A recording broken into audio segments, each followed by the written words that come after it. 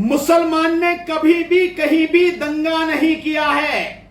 कभी भी, फिर दोहरा रहा हूं, मुसलमान ने कभी भी कहीं भी दंगा नहीं किया है। मुसलमान दंगा नहीं करता।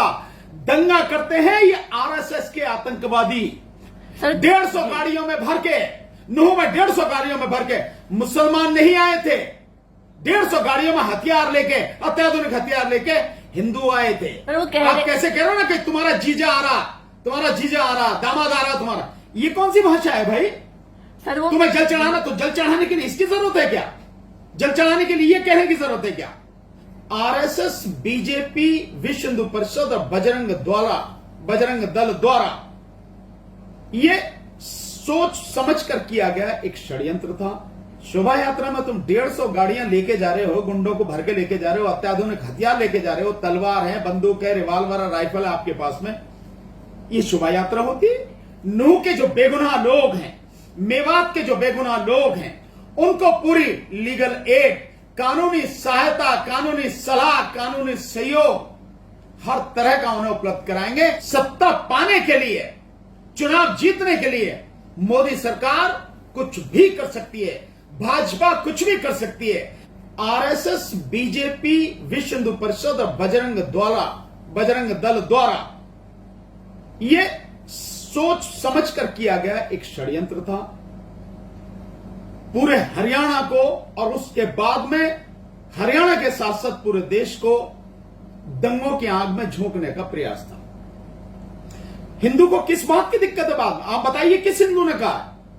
वहां की जो आम जनता है वो तो कह रहे मिनी पाकिस्तान बन गया है मेवात का इलाका। वो तो जन कायगा को मिनी पाकिस्तान कहते हैं। यहां जहां बैठे हैं आप लोग, यही ये शहीद नगर है, इससे आप कहेंगे जो दिलशाद गार्डन बॉर्डर है या दिलशाद गार्डन है, उससे पहले ही शहीद नगर का इलाका है, वो तो उसको भी मिनी पाकिस्तान बोलते हैं।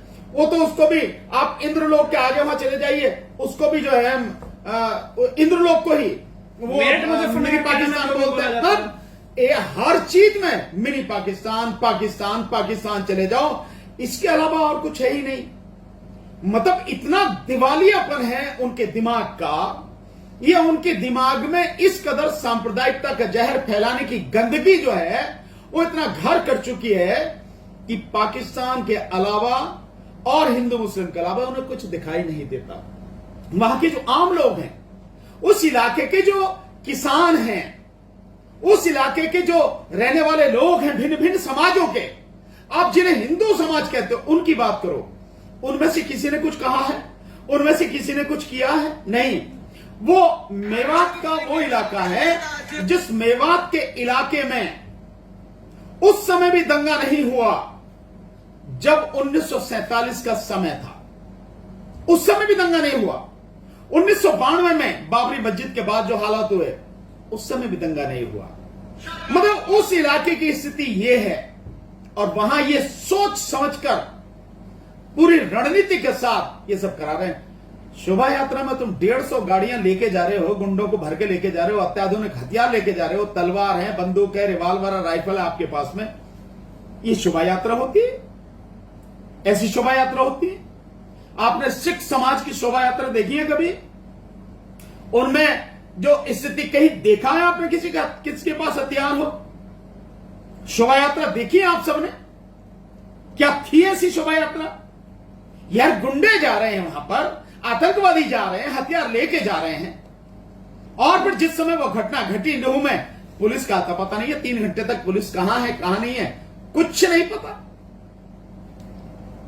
तो सर आप क्या मानते हैं, जिस तरीके से घटना घटित हुई है, आप कह रहे कि वो जो लोग गए थे वो सारे आतंकवादी थे, उनकी कोई धार्मिक आस्था नहीं थी? भाई क्या धार्मिक आस्था थी?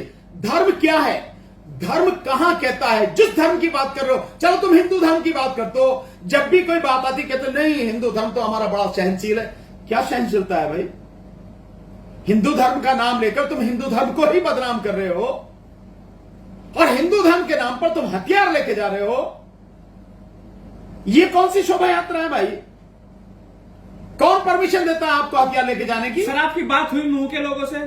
नूह के लोगों से मेरी बात हुई है, मेवात के लोगों से मेरी बात हुई है, और हम लोग जैसी भी परिस्थिति, कल हमने इसी विषय में प्रेस कॉन्फ्रेंस भी की, हम और महमूद पराचे जी ने मिलकर दोनों ने प्रेस कॉन्फ्रेंस की, और इस बात का हमने बहुत खंडन किया और बहुत इस बात की भर्त्सना की हमने कि ये जो माहौल सारा बिगाड़ा गया है, ये माहौल बीजेपी द्वारा बिगाड़ा गया है। क्या आपको लग रहा है RSS द्वारा लोग डरे हुए बिगाड़ा हैं, गया। लोग डरे हुए हैं नूह के अंदर?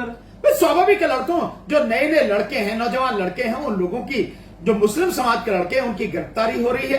तो ये सब कुछ एक पक्षीय काम है। भाई माहौल बिगाड़ने वाले कौन है? वहां पत्थर चलाने वाले अगर हैं तो दोनों तरफ के लोग हैं ना, तो दोनों तरफ के लोगों को पकड़ो आप।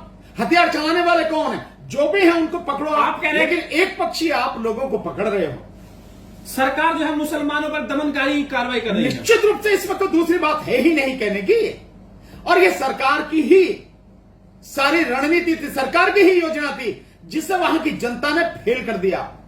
वहां के मुस्लिम समाज के लोगों ने, वहां के किसान समाज के लोगों ने, वहां के जाट समाज के लोगों ने, वहां के गुर्जर समाज के लोगों ने, वहां के हिंदू समाज के लोगों ने फेल कर दिया सरकार की लगातार रणनीति को। वीडियो वायरल हो रही है, जाट समाज के लोग लगातार कह रहे हैं कि भाई हम आपके साथ इस दंगे में नहीं है, जाट अपने आप को हिंदू नहीं मानता। नहीं, देखिए हिंदू मानता नहीं मानता, मैं इस बात पर कोई भी किसी तरह के कमेंट नहीं करना चाहता, लेकिन मैं कहना चाहता हूं जाट समाज के लोगों ने जो किसान आंदोलन चला 13 महीने, उस किसान आंदोलन में एक भाई की भूमिका निभाते हुए देश को बचाने के लिए बहुत ईमानदारी के साथ उसमें सहयोग दिया। हर तरह का सहयोग दिया उन्होंने, तन मन धन हर तरह का सहयोग दिया। सब्जी फल खाना के लिए जो भी चीज होती थी, दूध दही, हर चीज उन्होंने उपलब्ध कराई। तो उन्हें मालूम है कि उनका असली दुश्मन कौन है, देश का असली दुश्मन कौन है, और ये किसके द्वारा फैलाई गई है। इसीलिए मैं धन्यवाद देना चाहता हूं जाट समाज के लोगों को, किसान लोगों को, जिन्होंने इन सारी चीजों को समझकर सरकार के षड्यंत्र को नंगा कर दिया और नाकाम। सर, जो हिंदुत्ववादी लोग हैं जो लगातार विरोध कर रहे हैं कि भाई हमारे साथ जुल्म हुआ, हमारे साथ जाति हुई, हमें मारा गया, पीटा गया, हमारी यात्रा को बाधित किया गया, वो लगातार कह रहे हैं कि जब पत्थर चल रहे थे वो ये देखकर नहीं चल रहा था कि ये जाट है, गुर्जर है, ब्राह्मण है, कौन है, वो तो सब पर मार रहा था। आज जाट कह रहा है कि हम नहीं है आपके साथ। देखिए ये वही बात है कि उल्टा चोर कोतवाल को डांटे, ये वाली मतलब दंगा करने वाले वो, दंगा भड़काने वाले वो, और अगर जवाब में किसी ने कार्रवाई की तो केवल सारा दोष उन्हीं का है। भाई दोष किसका है? जिसने उस दंगे को भड़काने की शुरुआत की। दोष किसका है? जिसने उस दंगे की शुरुआत करी। नूह सारा जाएंगे, माहौल- नूह सारा जाएंगे, नूह जाएंगे सर, बिल्कुल जाएंगे, नूह मेवात जाएंगे, और एक पूरी उसके साथ में जाएंगे, साथियों के साथ में, और वहां लोगों से मिलेंगे, और उनको जितने भी नूह के जो बेगुनाह लोग हैं, मेवात के जो बेगुनाह लोग हैं, उनको पूरी लीगल एड, कानूनी सहायता, कानूनी सलाह, कानूनी सहयोग हर तरह का उन्हें उपलब्ध कराएंगे। ये हमारा, मेरा और महमूद पराचे जी का, दोनों का। आपको लग रहा है सर मुसलमानों पर ज्यादती हो रही है, मुसलमानों के लिए अलग कानून है, घर तोड़ दिया जा रहा है, सारी चीजें इस तरह की हो रही है? क्या आपको लग रहा है मुसलमानों को द्वयम दर्जे का नागरिक बना दिया गया है? नहीं, आप समझिए मुसलमानों को नागरिक ही कहां समझते हैं? वो द्वयम दर्जे की नागरिक की बात को, उस मुसलमानों को नागरिक ही नहीं समझते। ये स्थिति है, सरकार करनी चाहिए थी, क्यों नहीं करी कार्रवाई? और जिस दिन ये दंगा हुआ, कराया गया दंगा, उस दिन कहां थी पुलिस? मैं वही बात कर रहा हूं कि 2 से 3 घंटे तक पुलिस कहां थी? सर, सत्यपाल मलिक कह रहे हैं और दंगे होंगे देश में इस तरह के। भाई कल हमला हो सकता है, किसी मंदिर पे हमला हो सकता है, किसी नेता पर हमला हो सकता है, 24 के चुनाव से पहले कुछ भी हो सकता है देश में। अरुण जी, नूह की घटना को देखकर बैठे बिठाए आप सारा सब कुछ कर रहे हैं, तो सतपाल मलिक जी की बात जो है बिल्कुल सही नजर आती है। कभी भी कुछ भी हो सकता है।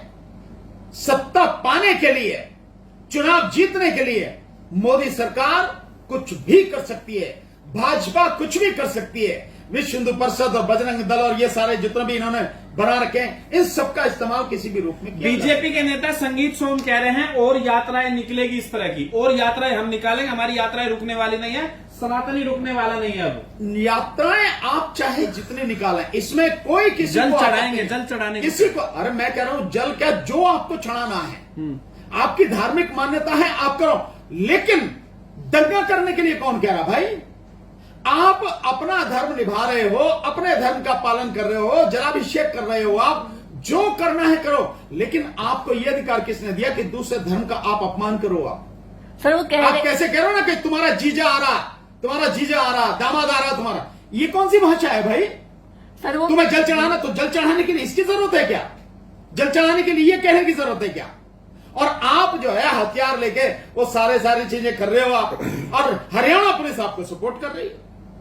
सर वो कह रहे दंगा मुसलमान कर रहे हैं, मुसलमान हमारे ऊपर पथराव कर रहे हैं। मुसलमान ने कभी भी कहीं भी दंगा नहीं किया है, कभी भी, फिर दोहरा रहा हूं, मुसलमान ने कभी भी कहीं भी दंगा नहीं किया है। मुसलमान दंगा नहीं करता, दंगा करते हैं ये आरएसएस के आतंकवादी, दंगा करते हैं ये बजरंग दल और बीएचपी, विश्व हिंदू परिषद जैसे संगठन बना के इनको जो ट्रेंड करती है आरएसएस, किस तरह से तुम्हें करना है, वो लोग दंगा करते हैं। सर 150 गाड़ियों में भर के, नूह में 150 गाड़ियों में भर के मुसलमान नहीं आए थे, 150 गाड़ियों में हथियार लेके, अत्याधुनिक हथियार लेके हिंदू आए थे।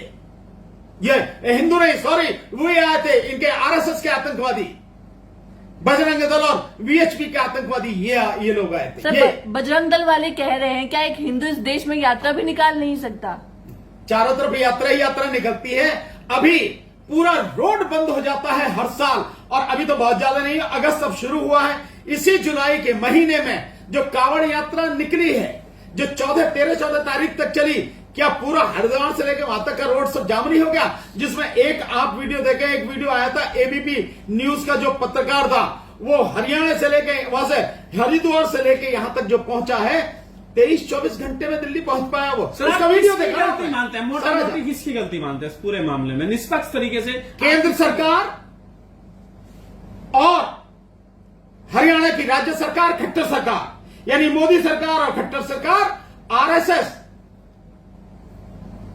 विश्व हिंदू परिषद और बजरंग दल और भाजपा, इनकी सब सारी गलती है इस दंगे के लिए। और इसमें जो हत्याएं हुई हैं, 6 हत्या, जिन लोगों को चोट आई है, जो संपत्ति का नुकसान हुआ है, इस सब के लिए और पूरे देश का माहौल बिगाड़ने के लिए यही लोग जिम्मेदार हैं, दूसरा कोई नहीं जिम्मेदार। क्या मांग करेंगे सर, शॉर्ट में बता दें? बहुत सिंपल सा, जो लोग भी जिम्मेदार हैं, हरियाणा सरकार और केंद्र सरकार इनको बचाने की कोशिश ना करे, बल्कि उसके लिए सबसे बेहतर यह होगा, और अपनी छवि साफ करने के लिए उसे यह करना ही पड़ेगा कि जो असली गुनहगार हैं, जिन्होंने दंगे भड़काने के लिए उकसावे की कार्रवाई की, जिन्होंने दंगा किया और जिन्होंने पत्थरबाजी और फायरिंग वगैरह की, जो हथियार लेके शोभा यात्रा में चल रहे हैं, उसमें अगर वहां के लोग भी जिम्मेदार हैं, मुस्लिम समाज के लोग भी जिम्मेदार हैं, वो भी सबके खिलाफ कड़ी कानूनी कार्रवाई